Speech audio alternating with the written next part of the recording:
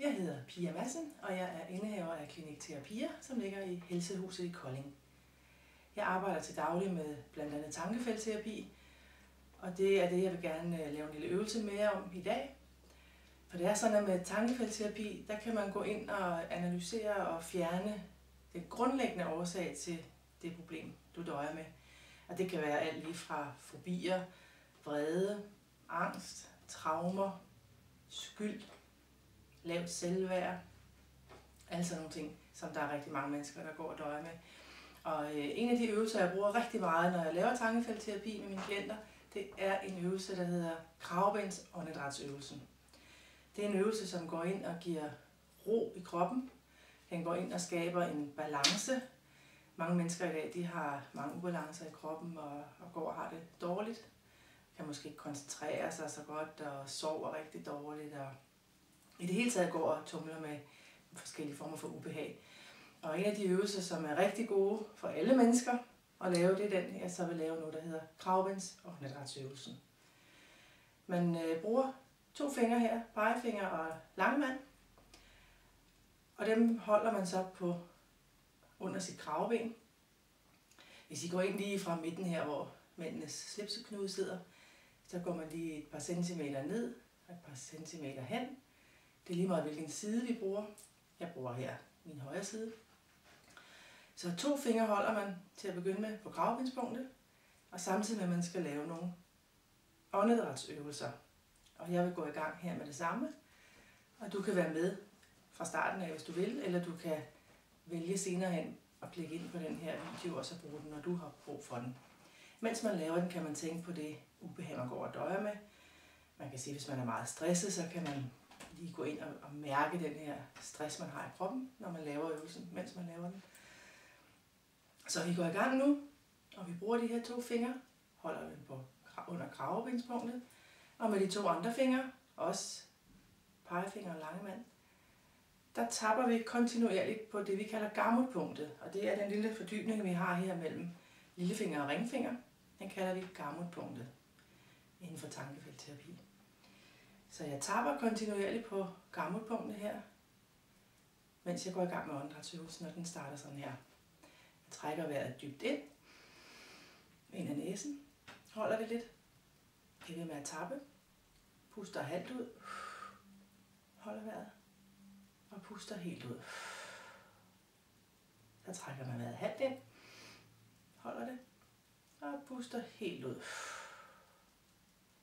Så tager vi de 2 fingre herover på den anden side af kravbenet, og så tapper vi igen og laver åndedrætsøvelsen en gang til. Trækker vejret dybt ind gennem næsen, holder det lidt, puster halvt ud, holder det og puster helt ud. Trækker vejret halvt ind, holder det lidt og puster helt ud. Så tager vi tommelfingeren ind i hånden og knytter den. Sætter den knyttede hånd på kravebenet, der hvor vi lige var før. Og vi kører en gang til. Trækker vejret dybt ind. Holder det lidt. Puster halvt ud. Holder det. Puster helt ud. Bliver ved med at tappe på gammelpunktet. Trækker vejret halvt ind. Og puster helt ud. Så er vi halvvejs.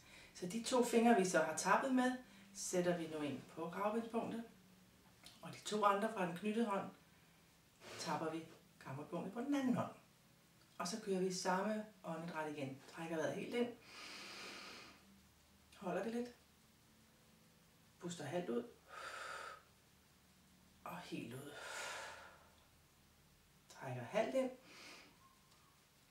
Og puster helt ud.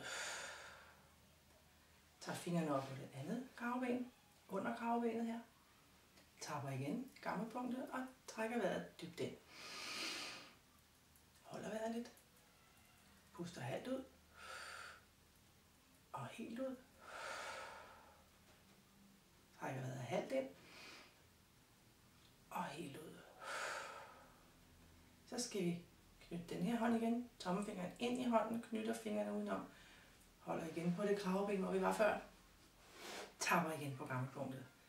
Trækker vejret dybt ind. Hold dig vejret lidt. Puster halvt ud. Og helt ud.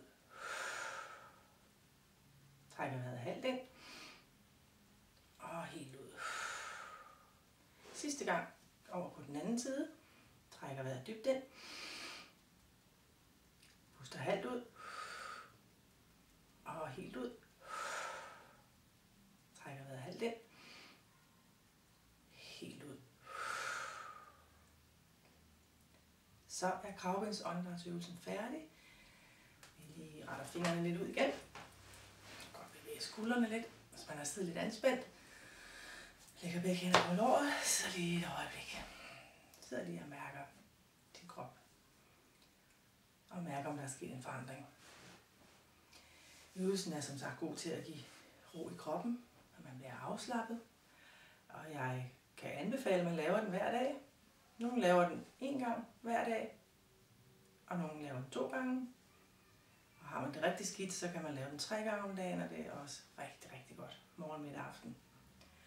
Så når man først kan lave den, og man kender den, at øvelsen sidder på ryggraden, så er den faktisk nem at gå i gang med. Så er det bare at tage den og gå i gang. En rigtig, rigtig god øvelse, og alle mennesker har glæde af den. Ja, tak fordi du kiggede med. Og det var fra Klinik Therapier, som ligger i Helsehuset i Kolding. Tak for i dag.